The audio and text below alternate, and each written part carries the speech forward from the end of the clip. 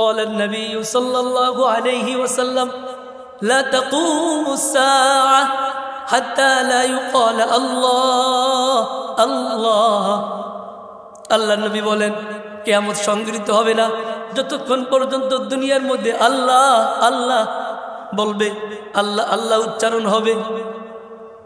যতদিন দুনিয়ার মধ্যে আল্লাহ আল্লাহ বলা হবে, তার মানে আই আল্লাহ আল্লাহ কি ট্যাপ রেকর্ডে বললে হবে না।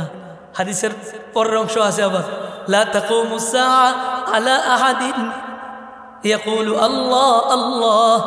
আল্লাহর নবী বলেন দুনিয়ার মধ্যে কিয়ামত ততক্ষণ পর্যন্ত হবে না যতক্ষণ দুনিয়ার মধ্যে আল্লাহ আল্লাহ বলনেওয়ালা মানুষ থাকবে। নেককার বান্দা যতক্ষণ পর্যন্ত দুনিয়ার মধ্যে থাকবে, দুনিয়ার মধ্যে যদিও অনেক গুনার সাইলাব হয়ে গেছে, দুনিয়ার যেদিকে তাকাইবেন ওই দিকেই দেখবেন জুলুম, অত্যাচার, অন্যায়, অবিচার, লুণ্ঠন, হত্যাযজ্ঞ শুধু চলছে আর চলছে। এরপরও দুনিয়া তার বহাল তবিয়ত বাকি আছে। কারণটা হলো আল্লাহ নিজে তার রসুলের মাধ্যমে বলেছেন যতক্ষণ পর্যন্ত আমার এই জমিনের মধ্যে আমার নেককার বান্দা থাকবে ততদিন পর্যন্ত আমি আল্লাহ এই জমিনকে ধ্বংস করব না। আলহামদুলিল্লাহি ওয়া কাফা ওয়া সালামুন আলা ইবাদিহিল্লাযীনা ইসতাফা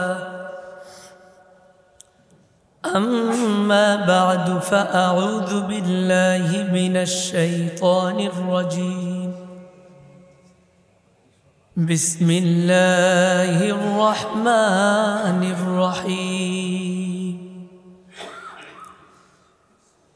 وعد الله الذين آمنوا منكم وعملوا الصالحات ليستخلفنهم في الأرض كما استخلف الذين من قبلهم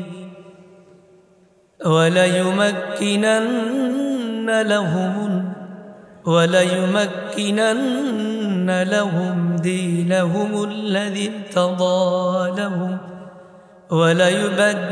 وليبدلنهم من بعد خوفهم أمنا يعبدونني لا يشركون بي شيئا ومن كفر بعد ذلك فأولئك هم الفاسقون. وقال رسول الله صلى الله عليه وسلم لا تقوم الساعة حتى لا يقال في الأرض الله الله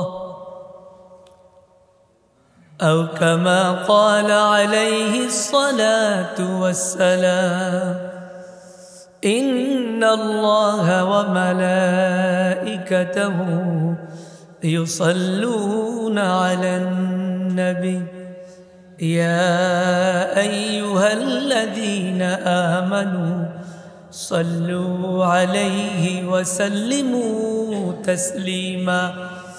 اللهم صل على محمد وعلى آل محمد كما صليت على إبراهيم وعلى آل إبراهيم إنك حميد مجيد. محبت الشتى جوري پوری اللهم بارك على محمد وعلى آل محمد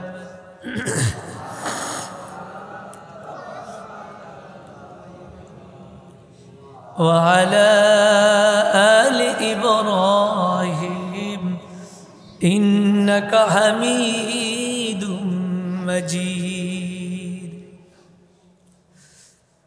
মহান আল্লাহ পাক রব্বুল আলামিন আমাদেরকে বহু মানুষ থেকে বাছাই করে অত্যন্ত মায়া করে জুমার নামাজ পড়ার জন্য অন্যান্যদের তুলনায় মসজিদে আগে এসে উপস্থিত হওয়ার তৌফিক দিয়েছেন। এই জন্য আমরা সকলে শুকরিয়াতান দিল থেকে বলি আলহামদুলিল্লাহ।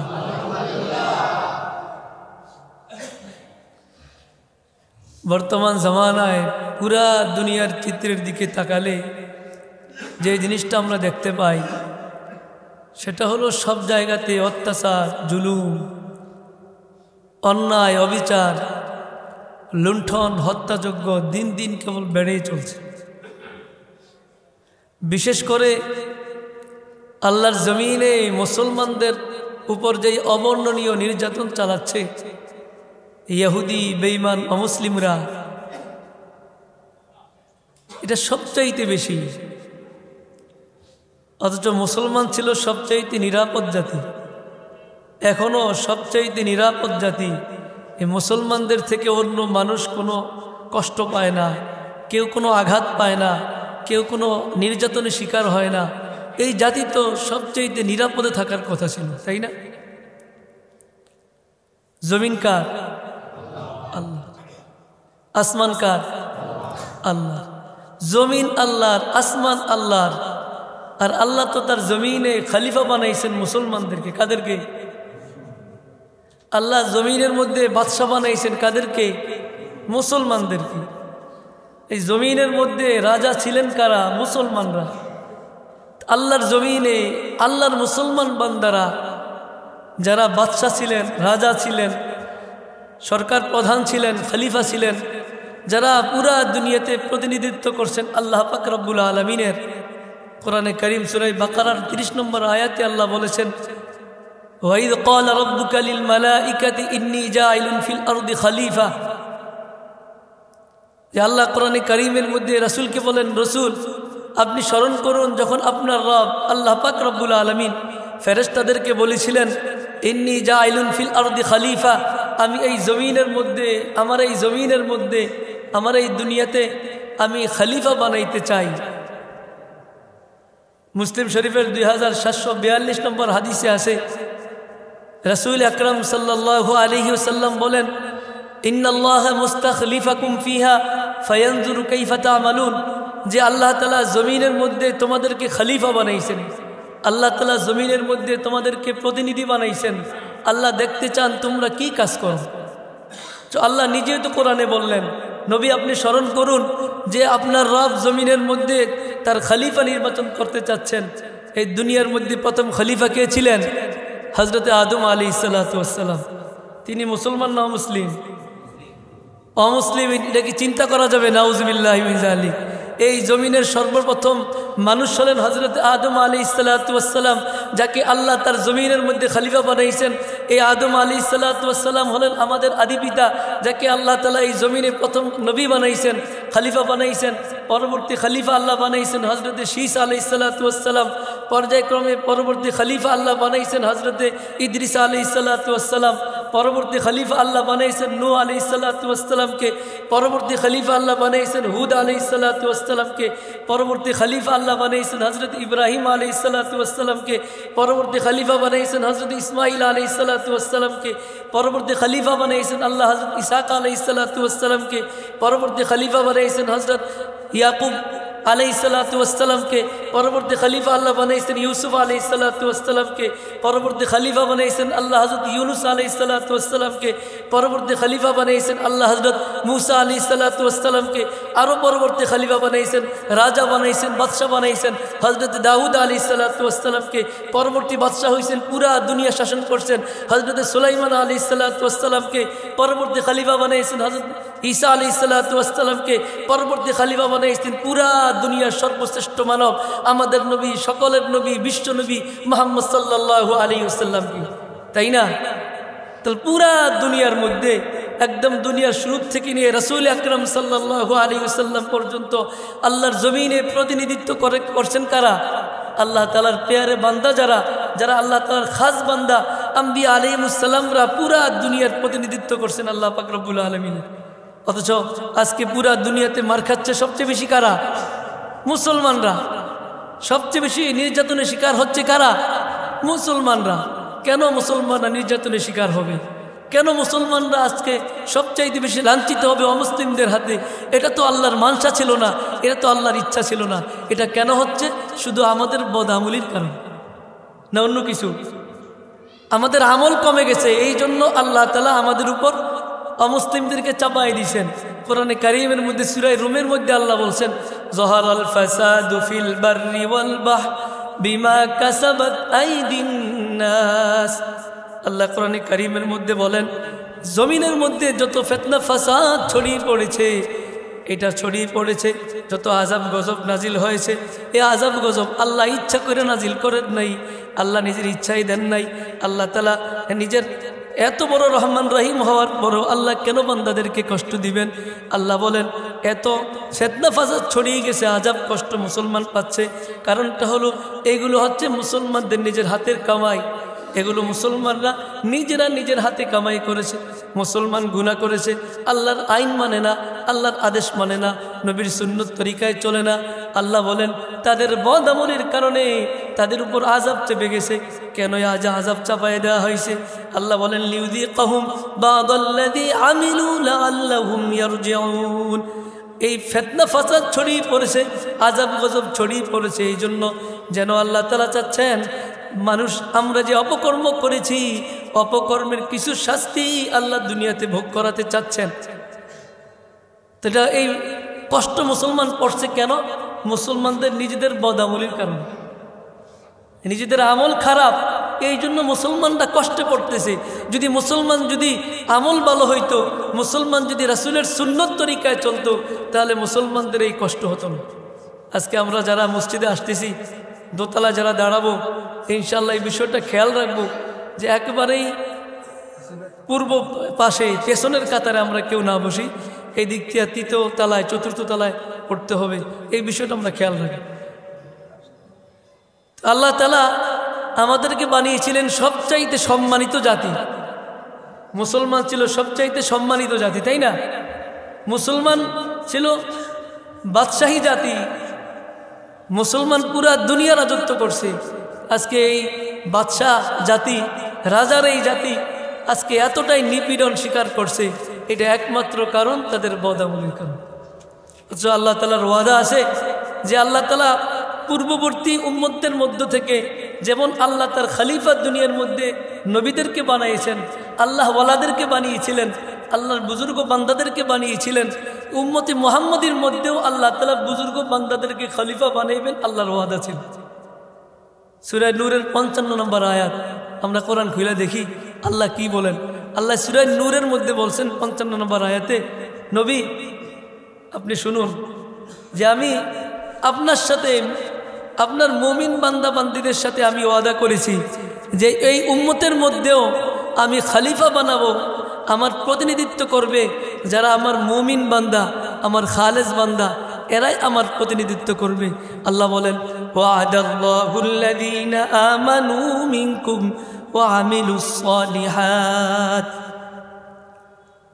নবী আল্লাহ তাআলা ওয়াদা করেছেন মুমিন বান্দাদের সাথে যারা ওয়ামিলুস সালিহাত সৎকর্ম করেছে, যাদের আমল ভালো, যাদের আমল ঠিক আছে, যারা আল্লাহর বিধান মতো রাসূলের সুন্নত তরিকায় চলে, যাদের নামাজ মিস হয় না, যারা 5 ওয়াক্ত নামাজ ঠিকঠাক মতো পড়ে, যাদের তাহাজ্জুদ মিস হয় না, নেককার বান্দা, এই নেককার বান্দাদের সাথে আল্লাহ ওয়াদা করেছেন লা ইস্তাখলিফান্নাহুম ফিল আরদি, যে আল্লাহ তাআলা জমিনের মধ্যে এদেরকে খলিফা অবশ্যই বানাবেন। কামাস্তাখলাফাল্লাযীনা মিন ক্বাবলিহিম, যেমন পূর্ববর্তীদের মধ্য থেকে আল্লাহ আল্লাহর জমিনে খলিফা বানিয়েছিলেন। এটা আল্লাহ ওয়াদা করছেন। কি করছেন? তাহলে সিংহাসনে বসা, ক্ষমতায় যাওয়া, মুসলমানদের নেককার মুসলমানদের ক্ষমতায় যাওয়া, এটা কি ভালো জিনিস না খারাপ জিনিস? এটা কি আল্লাহর ওয়াদা না আল্লাহর ওয়াদার বাহিরে? এখন কেউ যদি মনে করে যে মসজিদে বসা মুসলমানদের, নেককার মুসলমানদের মসজিদে বসা এটা ঠিক না, নেককার মুসলমান তো মসজিদে থাকবে, মাদ্রাসায় থাকবে, এরা খানকায় থাকবে, এরা কেন রাজপ্রাসাদে যাবে, এরা কেন দেশ পরিচালনা করবে, এই চিন্তা যদি কেউ করে তাহলে তার এই চিন্তা কোরআন সুন্নাহর পক্ষে না বিপক্ষে? তার এই চিন্তা যদি কেউ তার দিলের মধ্যে লালন করে, ওই লোক কি সত্যিকারের মুমিন না মুনাফিক? মুনাফিক, কোনো সন্দেহ নাই। তা বলতে ভয় লাগতেছে, এটা কোরআন কারীমের আয়াত, এটা অবিশ্বাস করার কিচ্ছু নাই, এটাই সত্যি কথা, এটা আল্লাহর ওয়াদা। সূরা নূরের 55 নম্বর আয়াত আপনি খুইলা তরজমা খুইলা দেখবেন, এই তরজমার মধ্যে আল্লাহ নিজে বলছেন আমি উম্মতি মুহাম্মদীর মধ্যে যারা নেক নেককার বান্দা বান্দি, যারা নেককার বুজুর্গ বান্দা, যারা আল্লাহ ভীরু বান্দা, যারা আল্লাহকে ভয় করে, 5 ওয়াক্ত নামাজ যারা পড়ে, যাদের রোজা কখনো মিস হয় না, নামাজ মিস হয় না, যারা তাহাজ্জুদ গুজার, যারা ইশরাক করে, আউয়াবিন পড়ে, আমি আল্লাহ উম্মতি মুহাম্মদীদের পক্ষ থেকে এদেরকে আমি আমার খেলাফতের দায়িত্ব দিব, এদেরকে মস্তদের সিংহাসনে বসাবো, এদেরকে রাজা বানাবো, এদেরকে বাদশা বানাবো, এদেরকে খলিফা বানাবো। তাহলে এটা আল্লাহ তাআলারও মানুষ। তাহলে দিলের মধ্যে আমাদের এই স্বপ্ন লালন করতে হবে, এবং যার যতটুকু সাধ্য আছে আমি আমার পুরা সাধ্য দিয়া চেষ্টা করব যেন আল্লাহওয়ালা মানুষ পুরা দুনিয়ার মধ্যে, বিশেষ করে আমাদের দেশে বা আমি যেখানেই থাকি ওই জায়গায় যেন আল্লাহওয়ালা মানুষ দেশ চালানোর নির্দিষ্ট জায়গায়, সর্বোচ্চ জায়গায় যেন বসতে পারে। এটা প্রত্যেকের ঈমানি দায়িত্ব। এটা আল্লাহ তাআলা এখন করতেছেন উম্মতি মুহাম্মদীর মধ্যে। আল্লাহ এই সিস্টেম আল্লাহ চালু করে দিয়েছেন, আলহামদুলিল্লাহ। ইতিহাস খুঁজুন, 2021 সালে যখন সারা দুনিয়ার মানুষ জানতো তালেবান ছিল জঙ্গি গোষ্ঠী। কি গোষ্ঠী ছিল? তালেবান থেকে জঙ্গি বলতো না, তালেবানের যে নাম বলবো তাকে অ্যারেস্ট করতো। 2021 সালে যখন মার্কিন সৈন্যরা যখন শেষ পর্যন্ত আর আফগানিস্তানে টিকতে পারে নাই, তখন এরাই নিজেদের মুখেই বলছে তালেবান এরা জঙ্গি গোষ্ঠী না, এরা শান্তি চায়, নিরাপত্তা চায়। এদের সাথে শান্তি চুক্তি কইরা তারা তাদের সৈন্য সব কিছু আফগানিস্তান থেকে প্রত্যাহার করে নিয়ে আসছে। আরে নাই? এটা কি প্রমাণ করতেছে? এই যে আল্লাহর ওয়াদা ছিল, আল্লাহ উম্মতি মুহাম্মদীর মধ্যে যারা নেককার বুজুর্গ বান্দা এদেরকে আবার মস্তদের মধ্যে বসাবেন। এই 2021 সালে আল্লাহ তাআলা তালেবানদের হাতে যেমন আফগানিস্তান দিয়েছেন, ঠিক এই 2024 সালে কিছুদিন আগে তাকায় দেখেন সামদেশে সিরিয়ার আবু মোহাম্মদ জুলানি, যিনি হযরত ওমর রাদিয়াল্লাহু তাআলা আনহুর বংশধর, তার হাতে আল্লাহ তাআলা সিরিয়াকে বিজয় দান করছে। আজকে সিরিয়ার মানুষ দীর্ঘ 24 বছরের ফেসিবাদ শাসন থেকে তারা মুক্তি লাভ করছে। বাশার আল আসাদ দীর্ঘ 24টা বছর পর্যন্ত মানুষকে তিলে তিলে কষ্ট দিয়ে মারছে। হাজার হাজার মুসলমান, হাজার হাজার স্টুডেন্ট ছাত্ররা দেখা যায় এখন ফেসবুকে, ইউটিউবে দেখা যায় জেলখানার থেকে এদেরকে বের করতেছে। এমন মানুষ পাওয়া যায় মাত্র 14 বছর বয়সে ঢুকাইছে, এই মানুষটা এখন বিবেক নষ্ট হয়ে গেছে। নির্যাতন ভোগ করতে করতে এখন সে তার নিজের নাম পর্যন্ত বলতে পারে না। দীর্ঘ 24টা বছর পর্যন্ত নবীদের দেশে, সিরিয়ার মতো একটা দেশের মধ্যে মুসলমানদের উপর নির্যাতনের স্টিম রুলার চালাইছে। কিন্তু আল্লাহ তাআলার ইচ্ছা, আল্লাহ তাআলা ওয়াদা করেছেন নবীর সাথে, হে নবী আপনি মন খারাপ করবেন না, আমি আপনার উম্মতের মধ্য থেকে যারা নেককার এদের হাতে আবার পুরো দুনিয়ার রাজত্ব ফিরিয়ে দেব। আল্লাহ তাআলা এই কথা চালু করছেন। ইনশাআল্লাহ অদূর ভবিষ্যতে, বেশি দিন আর বাকি নাই, পুরা ভারতবর্ষ দেখবেন ইনশাআল্লাহ মুসলমানদের দখলে চলে আসবে। আল্লাহ তাআলা কবুল করুক, সকলে বলে না আমি। এটাই আমাদের দিলের মধ্যে লালন করতে হবে। এটাই আল্লাহ বলছেন, ওয়াদাল্লাহুল্লাযীনা আমানু মিনকুম, আল্লাহ মুমিনদের সাথে ওয়াদা করেছেন যারা নেক কাজ করেছে, লা ইস্তাখলিফান্নাহুম ফিল আরদ। অবশ্যই লামে তাকিদ, নুনি তাকিদ ব্যবহার করছেন আল্লাহ। লা ইস্তাখলিফান্নাহুম ফিল আরদি, আল্লাহ অবশ্যই জমিনে নেককার মুসলমানদেরকে আবার রাজত্বের স্থানে, সরকারের স্থানে আল্লাহ তাআলা বসাইবেন। তাহলে আমাদের পরিপূর্ণ চেষ্টা করতে হবে।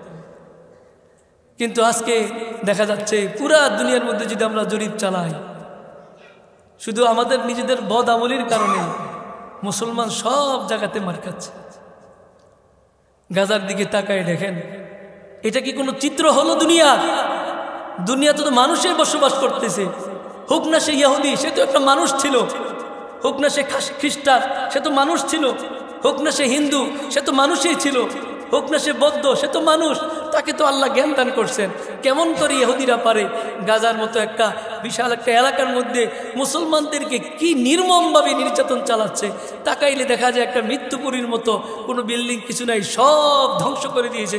হাজার হাজার মানুষকে হত্যা করতেছে, হাজার হাজার মানুষকে একেবারেই বিকলাঙ্গ বানিয়ে দিচ্ছে।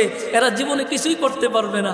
মানুষ যখন দিনের বেলা ঘুমায় তার এই বিশ্বাস থাকে না 1 ঘন্টা পরে সে জীবিত থাকবে কিনা, কখন যে তার ঘরের উপর বোম্বিং করে বোম ফালায়, হতে পারে তার এই ঘুমটা জীবনের সর্বশেষ ঘুম। এমন বহু মানুষ ঘুমাচ্ছে, ঘুমের আগে দিয়ে চিন্তা করে ঘুমাচ্ছে না। তাকাই দেখেন কত কষ্ট। উইগরের মুসলমান চীনের মধ্যে আছে, এই মুসলমানরা কত কষ্টে আছে। আমাদের পার্শ্ববর্তী দেশ ইন্ডিয়ার মধ্যে দেখেন মুসলমানরা কি পরিমাণ নির্যাতনে মাঝে মাঝে শিকার হচ্ছে, অথচ আমাদের এই বাংলাদেশে হিন্দুরা কত আদরে জামায় আদরে থাকতেছে। আমরা চাই না যে অন্য ধর্মের মানুষের উপর জুলুম করতে। আমরাও জনগণ, এরাও আমাদের দেশের জনগণ। আমরা যেমন নিরাপত্তার সাথে থাকি, আমরাও চাই আমাদের সাথে যারা যে সমস্ত ভিন্ন ধর্মাবলম্বী এরা থাকতেছে এরাও নিরাপদে থাকুক। আমরা কারো উপর জুলুম করতে চাই না। প্রকৃত মুসলমান তো ওই মুসলমান যার হাত মুখ থেকে আরেক মানুষ নিরাপদ থাকবে। ইনশাআল্লাহ আমরা আমাদের এই বাংলাদেশে এখনো পর্যন্ত ইনশাআল্লাহ আমরা আমাদের এই স্বভাব, এই আখলাক দেখাচ্ছি, ভবিষ্যতেও দেখাবো। মুসলমানদের তরফ থেকে কোনো অমুসলিম নির্যাতিত হচ্ছেও না, হবেও না ইনশাআল্লাহ। তাহলে সারা দুনিয়ায় মুসলমান মার খাচ্ছে, কি পরিমাণ মার খাচ্ছে। আমরা যদি অতীত ইতিহাস দেখি, জালেমদের ইতিহাস দেখি, দেখলে আমরা এই কথা বুঝতে পারবো যে অতীতে যত জালেম সম্প্রদায় ছিল যারা দুনিয়ার মধ্যে জুলুম করছে, আল্লাহ কি এদেরকে বাকি রাখছেন না ধ্বংস করে দিয়েছেন? একবারে মাটির সাথে মিশাই দিছে। লূত আলাইহিস সালাতু ওয়াস সালামের সম্প্রদায় গুনার কাজে জড়ায় গেছে, সমকামিতার কাজে। আল্লাহ তাআলা এমন শাস্তি দিয়েছেন, পুরা জমিনকে জের জবর, যে জমিনটা আগে যেমন ছিল পুরা উল্টায় দিয়েছেন। জমিনের নাম নিশানা রাখেন নাই, পুরা মানুষের কোনো নাম নিশানা নাই, পুরা জমিনটা উল্টায় দিয়েছেন। যে সম্প্রদায় যখনই জুলুম করছে আল্লাহ পুরা সম্প্রদায়কে ধ্বংস করে দিয়েছে। কিন্তু আমাদের উপর যে পরিমাণ জুলুম চলতেছে মুসলমানদের উপর, পূর্ববর্তী ইতিহাস হিসাবে আমরা এই কথা বলতে পারি যে আল্লাহ চাইলে আমাদেরকে যে কোনো মুহূর্তে ধ্বংস করে দিতে পারে। আগে তো আল্লাহ করছেন, তাহলে কেন আল্লাহ তাআলা এত গুনাহ হওয়ার পরেও দুনিয়াতে এখনো ধ্বংস করতেছেন না দুনিয়া? দুই কারণে। কয় কারণে? দুনিয়াতে এখন যে পরিমাণ গুনাহ চলতেছে আল্লাহ কিন্তু অতীত ইতিহাস হিসাবে ধ্বংস করে দেওয়ার কথা, তারপরও আল্লাহ আমাদেরকে ধ্বংস করতেছেন না। দুনিয়াতে এখনো কিয়ামত দিচ্ছেন না। কেন? এক নম্বর কারণ, আল্লাহ রাসূল দোয়া করে গেছিলেন, ওগো আল্লাহ আমার উম্মতকে তুমি একেবারেই ধ্বংস করে দিন। রাসূলের এই দোয়ার বরকতে আমরা এখনো পুরা দুনিয়াতে যে পরিমাণ গুনাহ চলতেছে, গুনাহ চলার পরও আমরা আফিয়াতের সাথে অত্যন্ত শান্তির সাথে চলতেছি। দুই নম্বর কারণ, দুনিয়াতে আল্লাহ তাআলার কিছু বুজুর্গ বান্দা এখনো বাকি আছে, কিছু নেককার বান্দা এখনো আল্লাহর জমিনে বাকি আছে।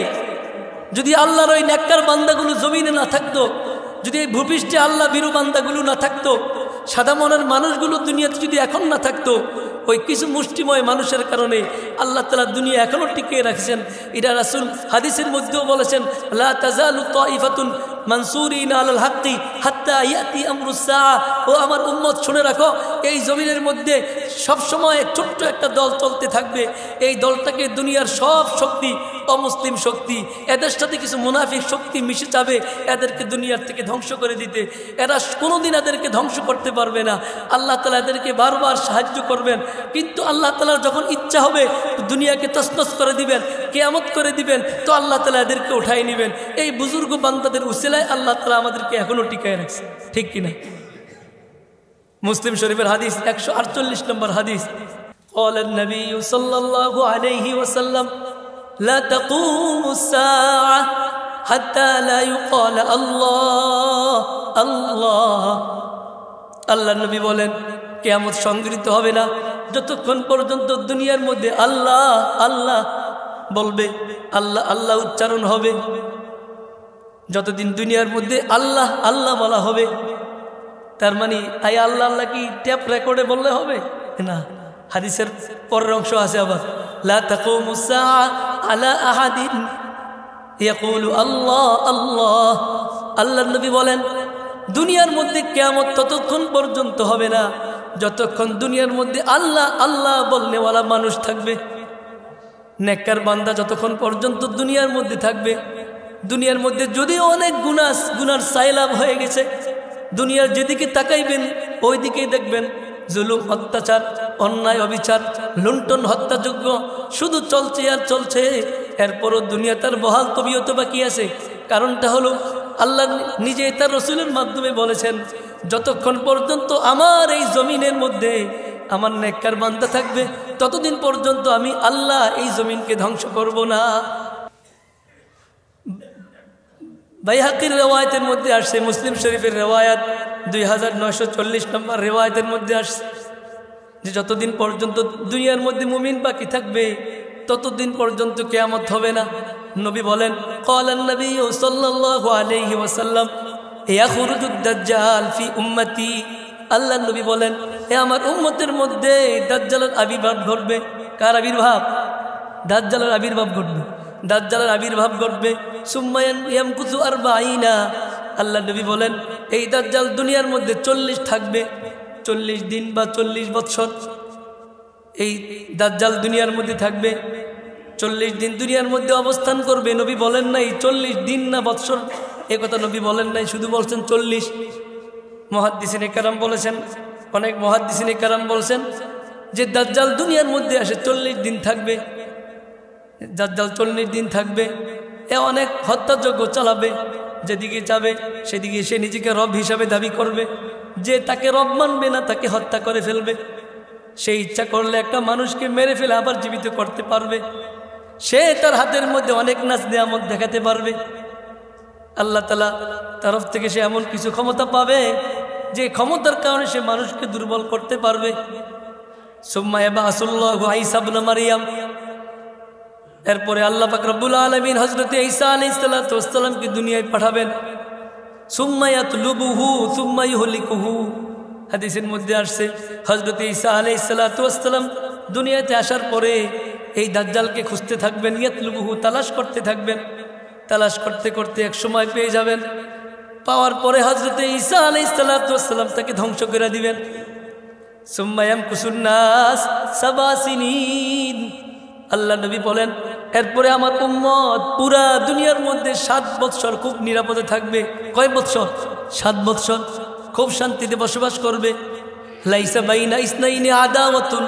নবী বলেন এতটা নিরাপত্তার সাথে থাকবে যে দুইজন মানুষের মধ্যে কোনো শত্রুতা থাকবে না, পরস্পরে বন্ধু হয়ে যাবে, একজন আরেকজনের খায়ের খা হয়ে যাবে, একজন আরেকজনের ইকরাম করবে, একজন আরেকজনের বিপদে দৌড়ে যাবে, একজন আরেকজন কিভাবে শান্তিতে থাকা যায় তার জন্য চেষ্টা করবে, একজন আরেকজনকে কোনোদিন কষ্ট দিবে না, একজন আরেকজনের পেছনে পড়বে না, একজন আরেকজনের ক্ষতি করবে না, একজন আরেকজনের গীবত চর্চা করবে না, একজন আরেকজনের দুশ্চর্চা করবে না।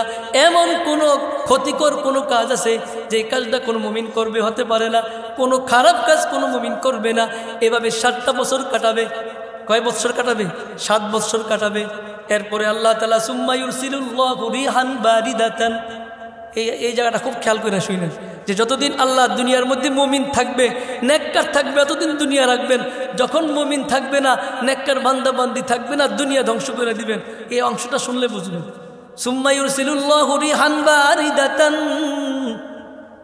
আল্লাহ নবী বলেন এরপরে আল্লাহ তাআলা 7 বছরের পরে একটা ঠান্ডা সমীরণ বায়ু পাঠাবেন, ঝিরঝিরে বাতাস পাঠাবেন।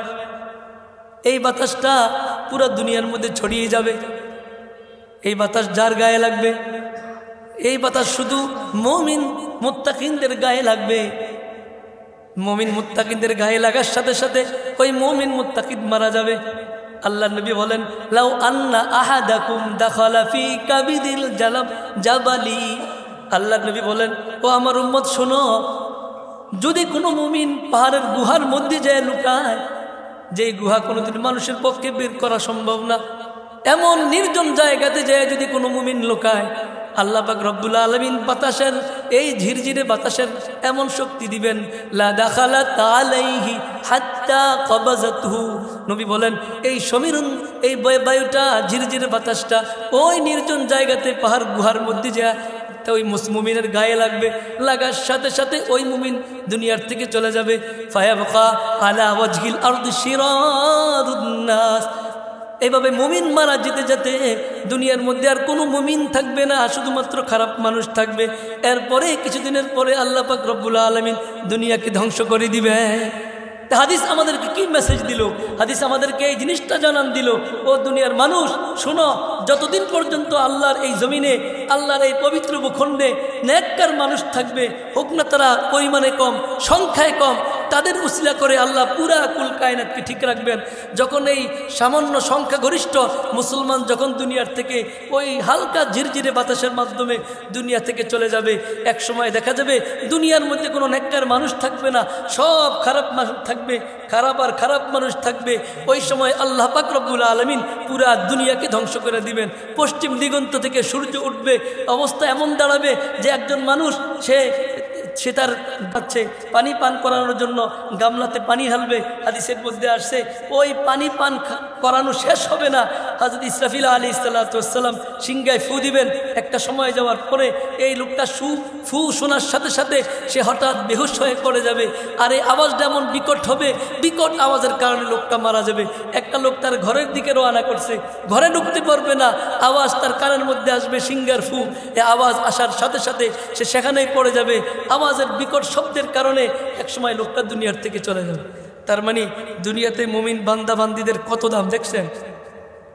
কিন্তু আজকাল দুনিয়ার মানুষ যারা মুখলিস বান্দা, নেককার বান্দা, এদেরকে কদর করতে চায় না। জাতি বড় দুর্ভাগা। যদি জাতি জানতো যারা বুজুর্গ বান্দাদেরকে সম্মান দেয় না, এরা যদি জানতো যে আমি আমার ঘরেতে শান্তিতে থাকি, আমি আমার এত সুন্দর বিল্ডিংয়ে এত আরামে থাকি, সন্তানাদি নিয়ে এত আরামে থাকি, এই আরামে থাকার ওসিলা কিন্তু এই নেককার মানুষটা। যদি এই নেককার মানুষ না থাকে, এই ভালো মানুষগুলো না থাকে, আমার এই সুন্দর বাড়িঘর কিন্তু কিচ্ছুই থাকবে না, ঠিক কিনা? তাহলে ভালো মানুষদের কি পরিমাণ সম্মান দেওয়া দরকার। আমরা এখন যারা মসজিদে আসতেছি একটু কষ্ট করে দোতলায়, আমরা পেছনের কাতারে কেউ বসবো না, 3 তলায় উঠতে হবে, আবার প্রয়োজনে কেউ নামতেও পারে। আমরা দোতলায় পেছনের কাতারে কেউ বসবো না, 3য় তলায়ও পেছনের কাতারে কেউ বসবো না। 3য় তলায় বসলে সমস্যা নেই, দোতলায় কেউ আমরা পেছনের কাতারে বসবো না। তাহলে মুসলমানদের দাম আল্লাহর কাছে সবচাইতে বেশি, এবং আল্লাহ চাচ্ছেন এই জিনিসটাও, ও আমার বান্দা বান্দিরা, তোমরা আমার নেককার বান্দা বান্দিদেরকে জমিনে সম্মান দাও। যাদের দিলগুলো ভালো, ওই মানুষগুলোকে তুমি খুঁজে বের করো, এই মানুষগুলোকে প্রকৃত সম্মান তুমি দেওয়ার চেষ্টা করো। যদি প্রকৃত সম্মান না দাও তাহলে কিন্তু তুমি আরামে থাকতে পারবে না। আর আল্লাহ কিন্তু বান্দার দিলের দিকে দেখেন। কোন দিকে দেখেন? মানুষটা দেখতে অসুন্দর, কিন্তু তার দিলটা দুধের মতো পবিত্র, দুধের মতো সাদা, একেবারেই সাদা। আল্লাহ তাআলা ওই তার চেহারা অসুন্দর হতে পারে, তার দেহ থেকে দুর্গন্ধ আসতে পারে, তার সমাজে কোনো পরিচিতি না থাকতে পারে, কিন্তু তার পরিচিতি আছে কার কাছে? আল্লাহর কাছে। আল্লাহ ওই লোকটাকেই মহব্বত করে। হাদিসের মধ্যে আসছে স্পষ্ট, ইন্নাল্লাহা লা ইয়ানজুরু ইলা সুওয়ারিকুম ওয়ালা ইলা আজসামিকুম ওয়ালাকিন ইয়ানজুরু ইলা কুলুবিকুম আমালিকুম। আল্লাহ নবী বলেন, ও আমার উম্মত শোনো, আল্লাহ কিন্তু তোমাদের আকৃতির দিকে তাকান না, তুমি কতটুক সুন্দর, তুমি কতটুক লম্বা, তুমি দেখতে কতটুক সুঠাম দেহের অধিকারী, আল্লাহ কিন্তু ওইদিকে তাকান না। আল্লাহ তাকান কোন দিকে? আল্লাহ তাকান ইলা কুলুবিকুম। ও উম্মত, তোমার অন্তরের দিকে আল্লাহ তাকান। ও মা, তোমার অন্তরের দিকে আল্লাহ তাকান। ও আমার মুসলিম ভাইরা, তোমার অন্তরের দিকে আল্লাহ তাকান। আল্লাহ এরপরে তাকান ও আমালিকুম, আমলের দিকে। যার অন্তর সুন্দর তার আমলও তো সুন্দর হবে, নাকি অন্য কিছু? তা অন্তর সুন্দর হলে আমলও কি হবে? সুন্দর। এই জন্য দেখা যায় এক সাহাবীর বেলায়, যে সাহাবীর অন্তর ছিল খুব পরিষ্কার, সব সাহাবীর অন্তরেই পরিষ্কার ছিল, কিন্তু এই সাহাবীর আমলও করার সময় হয় নাই, শুধুমাত্র ঈমান আনছে, আমল করে নাই, মারা গেছেন, আল্লাহর রাস্তায় শহীদ হয়ে গেছেন, পুরো জান্নাতে চলে গেছে। বাইহাকি শরীফের রিওয়ায়াত, হযরত আনাস রাদিয়াল্লাহু তাআলা আনহু সূত্রে বর্ণিত, যে আল্লাহ তাআলা যে দিলকে প্রাধান্য দেন, আল্লাহ মানুষের আকৃতির দিকে তাকান না। এই হাদিসটা শুনলে আরো সুন্দর করে বুঝবেন। আল্লাহ রসুল বর্ণনা করেন, আনাস রাদিয়াল্লাহু তাআলা আনহু বর্ণনা করেন রাসূল থেকে, হযরত আনাস রাদিয়াল্লাহু তাআলা আনহু বলেন যে খাইবার এলাকায় এক ইহুদি ছিল, নাম হলো আমের। কি নাম? আমের। নামগুলো মনে রাখবেন। এই আমেরের এক গোলাম ছিল, গোলামটা ছিল অনেক কালো। তার কাজ ছিল কি? ইয়ারআ গানামান লাহু। তার কাজ ছিল কি? সে ওই তার মালিকের মেষপাল চড়াইত, বকরি মাঠে নিয়ে রাখতো, এটাই তার কাজ ছিল, তার এটাই চাকরি ছিল। সে প্রতিদিন মেষপাল নিয়ে চলে যেত মাঠে, পাহাড়ের বিভিন্ন আশপাশে সেই বকরিগুলো চড়াইতো, আবার বিকেলবেলা নিয়ে আসতো। হঠাৎ 7ম হিজরির কথা, যখন এই খাইবরের ইহুদিরা মদিনার উপর আক্রমণ করার জন্য নীল নকশা আঁকতেছিল, আল্লাহ রসুল এই খাইবারের বিরুদ্ধে সাহাবায়ে কেরামদেরকে নিয়ে যুদ্ধে অবতীর্ণ হলেন। কত হিজরিতে? সপ্তম হিজরিতে। কত হিজরিতে? খাইবারের যুদ্ধ কত হিজরিতে হয়েছে? সপ্তম হিজরিতে। এগুলো কিন্তু মুসলমানদের মনে রাখতে হবে, বিশেষ করে যুবক যারা আছে, যুবকদের তো এগুলো মনে রাখা খুব দরকার। কেন এই পুরা জাতি যুবকদের উপর নির্ভর করে। বয়স্ক মানুষ তো যুবকদের জন্য, আমাদের জন্য হলো হাদিয়া স্বরূপ। এরা তো আমাদের জন্য দোয়া করবে, কাজ করবে কারা? যুবকরা। যুবকরা মুসলমানদের ইতিহাস জানতে হবে। যুবকরা যদি মুসলমানদের প্রকৃত ইতিহাস জানে, ইনশাআল্লাহ যুবকের যদি রক্তের কণিকায় যদি মুসলমানদের রক্তের প্রবাহিত হয়, বারবার যদি যুবকরা পূর্ববর্তী মুসলিমদের মতো উজ্জীবিত হয়, আগ্রহ দেখায়, ইনশাআল্লাহ এই যুবকদের হাতে একসময় পুরা দুনিয়া চলে আসবে। তো যুবকদের জানতে হবে। সপ্তম হিজরিতে খাইবারের যুদ্ধ হয়। তো আল্লাহ রসুল গেলেন, মুসলমানদের সাহাবায়ে কেরামদেরকে নিয়ে খাইবরকে ঘেরাও করলেন, দুর্গ ঘেরাও করলেন। তো ওই যে গোলাম, যে গোলাম মেশপাল চড়াইত, সে হঠাৎ দেখলো দুর্গের মধ্যে ফাখাদুস সিলাহ, দুর্গের যারা আছে ইহুদি, হেরা অস্ত্র ধারণ করতেছে। ওয়াস্তাআদ্দু লিকিতালি রাসূলিল্লাহি সাল্লাল্লাহু আলাইহি ওয়াসাল্লাম, এরা আল্লাহ রসুলের সাথে মোকাবেলা করার জন্য, যুদ্ধে অবতীর্ণ হওয়ার জন্য এরা প্রস্তুতি নিচ্ছে। সাআলাহুম মাজা তুরিদুন, এই গোলাম জিজ্ঞেস করলো ইহুদিদেরকে যে তোমরা কি করতে চাচ্ছ, কি জন্য তোমরা অস্ত্র ধারণ করতেছ? এত আরাম এসে থাকতেছিলে, কোনো ধরনের যুদ্ধ বিগ্রহ ছিল না, হঠাৎ করে তোমরা অস্ত্র ধারণ করতেছো কেন? কে জিজ্ঞেস করলো? এই গোলাম। তো তারা উত্তর দিল কি যে নুকাতিলু মুহাম্মাদান, আমরা মুহাম্মাদের বিরুদ্ধে যুদ্ধ করতে চাচ্ছি। আন্নাহু জামা আন্নাহু নবিয়্যুল্লাহ, ওই লোক দাবি করতেছে সে নাকি আল্লাহর রসুল। এ তো কখনো হতে পারে না। আমরা তার বিরুদ্ধে যুদ্ধ ঘোষণা করছি, এই জন্য আমরা তার বিরুদ্ধে যুদ্ধে অবতীর্ণ হওয়ার জন্য আমরা অস্ত্র ধারণ করতেছি। এই গোলাম সে বলে যে আমি এক সময় আমার এই মেশপাল নিয়ে আমি বাহিরে চলে আসলাম, কিন্তু আমার দিলের মধ্যে আটকে গেল। ফাওয়াকা ফি নাফসি যিকরুন নবী সাল্লাল্লাহু আলাইহি ওয়াসাল্লাম, আমার দিলের মধ্যে গেঁথে গেল সে তারা যে বলেছে মুহাম্মদের বিরুদ্ধে যুদ্ধের ঘোষণা করছে, মুহাম্মদের বিরুদ্ধে যুদ্ধে নামবে, এই মুহাম্মদটাকে, এই লোকটাকে, তার বিরুদ্ধে যুদ্ধ করার দরকার কি? সে নবী না দাবি করছে, তাদের তো কোনো ক্ষতি করে নাই, তাদের উপর তো হামলা করে নাই, কেন তারা এর বিরুদ্ধে যুদ্ধ অবতীর্ণ হতে যাচ্ছে? গোলাম বলে আমি আমার মেশপাল নিয়ে বেরিয়ে গেলাম মেশপাল চড়ানোর জন্য। এক সময় যখন আমি আস্তে আস্তে হঠাৎ মুসলিম বাহিনীর সামনে পড়লাম, ফাখাযুনি, তারা আমাকে ধরে ফেললো। ফাজাউ বিহি ইলা রাসূলিল্লাহি সাল্লাল্লাহু আলাইহি ওয়াসাল্লাম, এবং সে বলল তারা আমাকে ধরে নিয়ে রাসূল আকরাম সাল্লাল্লাহু আলাইহি ওয়াসাল্লামের কাছে নিয়ে আসলো। আল্লাহ রসুলকে আমি দূর থেকে যখন হঠাৎ তার উপর আমার এক নজর পড়লো, আমি অবাক হয়ে গেলাম। আর এত সুন্দর কি মানুষ দুনিয়াতে হতে পারে? এত চমৎকার এক মানুষ, এত সুন্দর অবয়বের মানুষ। আমি যত সামনে এগুচ্ছিলাম আমার দিলের মধ্যে তার প্রতি তত মায়া মহব্বত জন্মেছিল। আমি যখন তার কাছে কাছে চলে গেলাম, তার পুরা চেহারা মুবারক যখন আমার সামনে আসলো, আমি তার প্রেমে পুরো পাগল হয়ে গেলাম, আমি তার ভক্ত হয়ে গেলাম। এক সময় ক্বাল আর রাজুল, লোকটি বলল আল্লাহ রসুলকে সম্বোধন করে, মাযা তাকুল ওয়া মাযা তাদউ ইলাইহি, তুমি কি বলো? তোমার বিরুদ্ধে কেন তারা যুদ্ধ করতে চাচ্ছে? তুমি তো দেখতে অনেক সুন্দর মানুষ, তোমার দিকে তাকাইলে মনে হয় তুমি তো কখনো খারাপ মানুষ হতে পারো না, তুমি তো একজন সুস্থ মানুষ, একজন ভালো মানুষ, নেককার মানুষ, তোমার বিরুদ্ধে কেন যুদ্ধ করবে? মাযা তাদউ ইলাইহি, আরে আপনি কার দিকে দাওয়াত দেন? কিসের কথা আপনি বলেন? আল্লাহ রসুল তাকে বললেন, ক্বালা লাহু রাসূলুল্লাহ সাল্লাল্লাহু আলাইহি ওয়াসাল্লাম, আল্লাহ নবী বললেন, ইন্নী আদউকা ইলাল ইসলাম, হে গোলাম আমি তোমাকে ইসলামের দিকে দাওয়াত দিচ্ছি, আমি তোমাকে দাওয়াত দিচ্ছি ইসলামের দিকে। ও আল্লাহ তা'বুদা ইল্লাল্লাহ, আমি তোমাকে দাওয়াত দিচ্ছি তুমি আল্লাহ ছাড়া কারো ইবাদত করবে না। এখন এই গোলাম বলল, মাযা ইয়াকুনু লি ইন শাহিদতু বিযালিক ওয়া আমানতু আলাল্লাহ, ও আল্লাহর নবী আমি যদি আপনার কথা মতো এই বিষয়ে সাক্ষী দেই যে আল্লাহ ছাড়া কোনো মাবুদ নাই, আল্লাহ ছাড়া কোনো ইলাহ নাই, আল্লাহ ছাড়া কোনো পরম শক্তি নাই, আল্লাহ ছাড়া কোনো রব নাই, আল্লাহ ছাড়া কোনো মালিক নাই, ওই আল্লাহ সব কিছু করেন, বান্দা কোনো কিছু করতে পারে না, আল্লাহ যা চান তাই করতে পারেন, ফাআলুল লিমা ইউরিদ, আল্লাহ যা ইচ্ছা তাই করেন, ইন্নাল্লাহা ইয়াফআলু মা ইয়াশা, আল্লাহ যা ইচ্ছা তাই করতে পারেন। ও নবী আমি যদি এই কথার সাক্ষী দেই, আমি যদি এটা মেনে নেই, আল্লাহর উপর ঈমান আনি, আমার কি হবে লাভ, আমার কি হবে?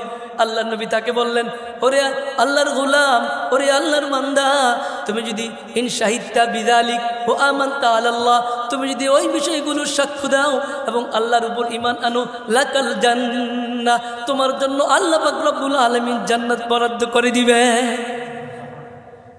এই লোক তো পাগল হয়ে গেল। এই লোক ফেল দৃষ্টিতে তাকিয়ে রাসূলকে বলল, ইয়া রাসূলুল্লাহ ইন্নী আসওয়াদুল ওয়াজহি, ওগো আল্লাহর নবী, আমার চেহারা তো কালো, ইন্নী আসওয়াদুল লাউনি, আমি তো কালো বর্ণের মানুষ, মুনতিনাতুর রিহ, ওগো আল্লাহর নবী, আমার দেহ থেকে তো দুর্গন্ধ আসে, আমি তো একজন রাখাল মানুষ, আমি রাখালগিরি করি, আমার পাশে কেউ বসলে নাক ছিটকায়, আমার থেকে দুর্গন্ধ আসে। আরে আমার মতো খারাপ মানুষ যদি ঈমান আনার পরে যদি আমি আল্লাহর রাহে জিহাদ করি, আমি কি জান্নাতে যাব? হাত্তা উদখালাল জান্নাহ, আমাকে জান্নাতে প্রবেশ করানো হবে। নবী বললেন, ক্বালা লাহু রাসূলুল্লাহ সাল্লাল্লাহু আলাইহি ওয়াসাল্লাম, নাম উদখিলতা, হ্যাঁ অবশ্যই আল্লাহ তোমাকে জান্নাতের মধ্যে প্রবেশ করাবেন। হাদিসের মধ্যে আসছে, এই সাহাবী আল্লাহর রাহে জিহাদ করতে নেমে গেলেন। জিহাদ করতে করতে এক সময় আল্লাহর এই পেয়ারা বান্দা আল্লাহর রাস্তায় শহীদ হয়ে গেলেন। নবী বললেন, ওরে আল্লাহর বান্দা বান্দিরা শোনো, এটা এমন এক সাহাবী, যেই সাহাবী জীবনে এক ওয়াক্ত নামাজ পড়া লাগে না, একটা রোজা রাখা লাগে না, একটা পয়সাও দান করা লাগে না, শুধুমাত্র তার দিলটা আল্লাহর উপর ঈমান এনেছে। সে আমাকে তার অন্তর দিয়ে মহব্বত করেছে, সে আমাকে তার নিজের জীবনের চাইতে বেশি মহব্বত করেছে। এভাবে মহব্বত করার পরে আল্লাহর রাহে যুদ্ধে নেমে গেছে। আল্লাহ বান্দার দিলের দিকে তাকাইছেন, তার আকার আকৃতির দিকে তাকান নাই, তার কালো কুস্ত্রী আকৃতির দিকে তাকান নাই, দিলের দিকে তাকাইয়া আল্লাহ তার জীবনের গুনাহ মাফ করে দিয়ে তাকে জান্নাতবাসী হিসাবে কবুল কইরা নিছে। তাহলে আল্লাহ তাকান কোন দিকে?